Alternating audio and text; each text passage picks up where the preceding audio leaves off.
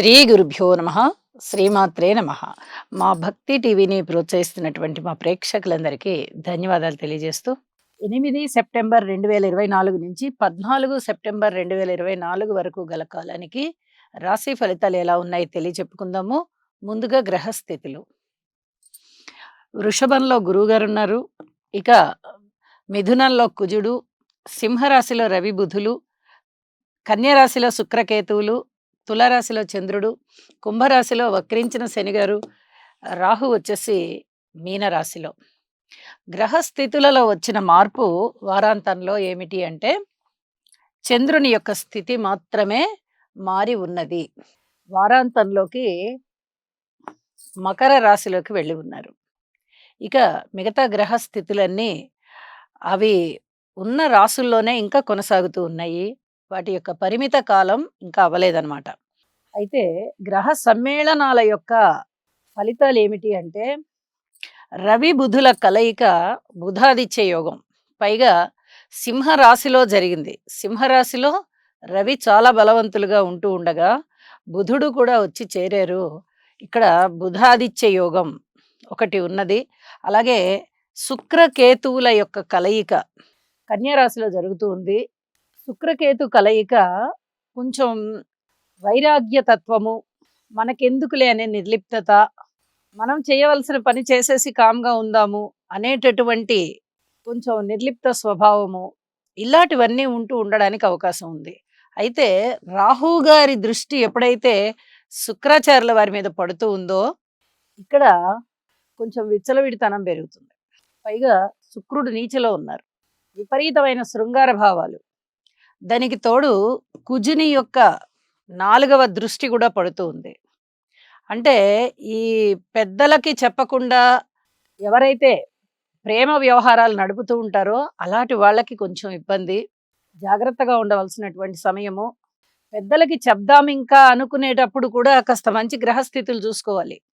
ఇలాంటి గ్రహస్థితులు ఉండగా పెద్దలకి తెలియచేయడం వల్ల ఆ ప్రేమ పెద్దగా సఫలీకృతం అవ్వదు. ఇంట్లో పెద్దలు యాక్సెప్ట్ చెయ్యని పరిస్థితి ఉంటుంది. ఎందుకంటే ఇటు రాహు గారి దృష్టి పడుతోంది, ఇటు కుజుని దృష్టి పడుతోంది. కేతువుతో కలిసి ఉన్నారు. కాబట్టి ఇక్కడ కొంత ఇబ్బందికరమైన వ్యవహారాలు ఉంటాయి కాబట్టి కొంచెం జాగ్రత్తగా ఉండండి అని చెప్పి తెలియజేస్తూ ఉన్నాను. అలాగే మనం బుధాదిత్య యోగం గురించి చెప్పుకుంటే సింహరాశిలో బలవంతుడైనటువంటి రవి గారితో కలిసిన బుధుడు అద్భుతమైన యోగాన్ని ఇస్తున్నారు. ఈ బుధాదిత్య యోగము దాదాపుగా అన్ని రాసుల్లోనూ బాగానే ఉంటుంది. స్థాన చలనాన్ని ఇస్తుంది, ఆదాయాన్ని పెంచుతుంది, కీర్తి ప్రతిష్టల్ని ఇస్తుంది, అలాగే ధనయోగాన్ని ఇస్తుంది. ఇలా ఎన్నో విధాలుగా బుధాదిత్య యోగం మంచి ఫలితాలను ఇస్తుంది. ఇక శనిగారి దృష్టి పడుతోంది రవి బుధుల మీద. ఇది ఈ మెడికల్కి సంబంధించినటువంటి కొత్త కొత్త మందులు కనుక్కోవడము, ఈ మెడికల్ రంగంలో ఏవైనా అద్భుతాలు జరగడం అంటే వాటంతట అవి జరగవు, సైంటిస్టులే చేస్తారు. అలా చేయడము, కొత్త మందులు కనుక్కోవడము.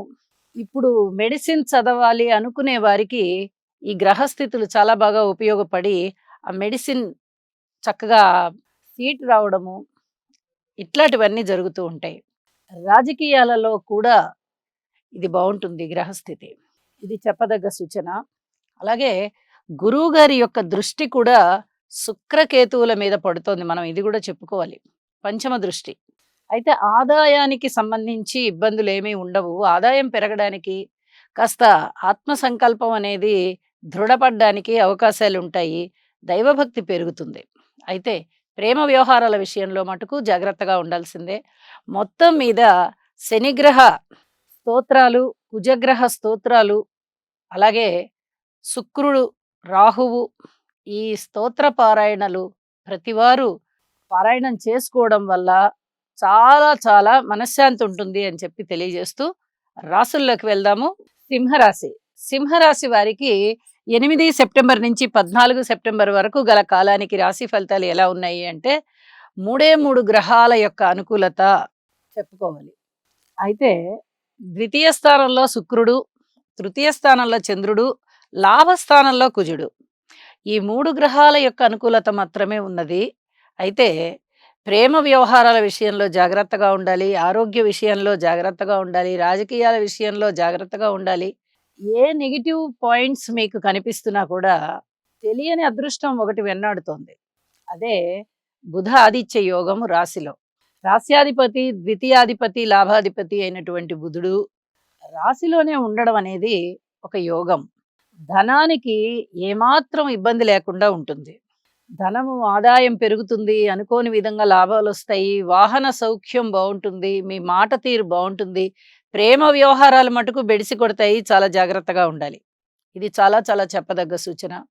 అన్నదమ్ముల సహాయ సహకారాలు బావుంటాయి. అయితే పబ్లిక్ విషయంలో మటుకు సహాయ సహకారాలేమీ ఉండవు. దూరభార ప్రయాణాల విషయంలో కూడా కొంచెం జాగ్రత్తలు పాటించుకుంటూ వెళ్ళాలి.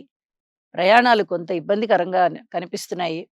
అలాగే మాతృవర్గ రీత్యా మీకు బావుంది అని అనుకుంటారు. సహాయ సహకారాలు అందుకోవడంలో మటుకు కాస్త ఆలస్యం అవుతుంది. స్థిర చరాస్తుల వృద్ధి జరగడానికి అవకాశం ఉంది. ప్రయత్నం అయితే చెయ్యండి.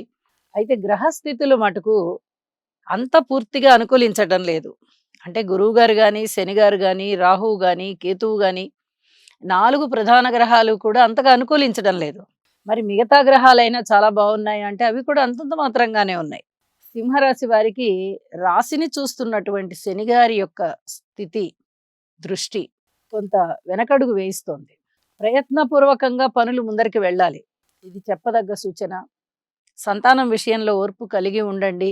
బంధువర్గ విషయంలో కూడా ఓర్పు కలిగి ఉండండి. కార్మికులు, కర్షకులు, నేత పనివారు, చేతివృత్తుల వారు ఇత్యాది వారందరికీ మటుకు వాళ్ళ కష్టానికి తగిన ఫలితం వస్తుంది. విద్యార్థుల విషయంలో మీరు అనుకున్న ఫలితాల కంటే కూడా ఎక్కువ ఫలితాలే సాధించుకోగలుగుతారు. విద్యార్థులకు బావుంది. స్త్రీల విషయంలో కూడా చక్కగాటి గౌరవాభిమానాలు పెరుగుతాయి. మారిన గ్రహస్థితుల రీత్యా షష్ఠ స్థానంలోకి చంద్రుడొచ్చారు. అనేక విధాలుగా మీకు లాభాలనిస్తారాయన. విజయావకాశాలనిస్తున్నారు. విజయాల పరంపరనిస్తున్నారు. ఆరోగ్యాన్నిస్తున్నారు. ఆనందాన్నిస్తున్నారు. మానసిక ధైర్యాన్ని పెంచుతున్నారు. అక్కడ తృతీయ స్థానంలో చంద్రుని యొక్క స్థితి ఈ షష్ఠ స్థానంలోకి వచ్చేటప్పటికి ఇంకా ఇంకా మెరుగైన ఫలితాలనే ఇస్తోంది తప్ప ఫలితాలు వ్యతిరేకం అవ్వట్లేదు. కాబట్టి వారాంతం బావుంది. వార ప్రారంభము బావుంది అనేటటువంటి తృప్తితో ఈ వారం రోజులు ఆ ఆలోచనతో ఉండండి అని చెప్పి తెలియజేస్తున్నాను. అయితే నవగ్రహాల యొక్క స్తోత్రపారాయణాలు చెయ్యండి. ఆరోగ్యంగా ఉండాలి. ఆనందంగా ఉండాలి. అభివృద్ధి మార్గంలో ఉండాలి అని సంకల్పం చేసుకోండి. అలాగే ఆదిత్య హృదయ పారాయణ చెయ్యండి. మీకు చాలా చాలా బావుంటుంది. ఉద్యోగస్తుల విషయంలో పూర్తి ఓర్పు కలిగి ఉండండి. పై అధికారుల యొక్క మందలింపులు కొన్ని మీకు ఉండడానికి అవకాశం ఉంది. పిత్రార్జితాలు ఏవైనా వస్తాయి అనుకున్నవి కాస్త ఆలస్యం అయ్యేటటువంటి పరిస్థితి కనబడుతోంది. ఎక్కువగా శ్రమకి లోనవుతారు. శారీరక శ్రమకి లోనయ్యేటటువంటి పరిస్థితి కనబడుతోంది. పనులలో మందకొడితనం కనిపిస్తోంది. ప్రయాణాలు ఎక్కువగా చేయవలసిన పరిస్థితి కనిపిస్తోంది. ఓర్పు కలిగి ఉండండి. చెప్పిన పరిహారాలు పాటించండి అని చెప్పి తెలియజేస్తూ నమస్కారం.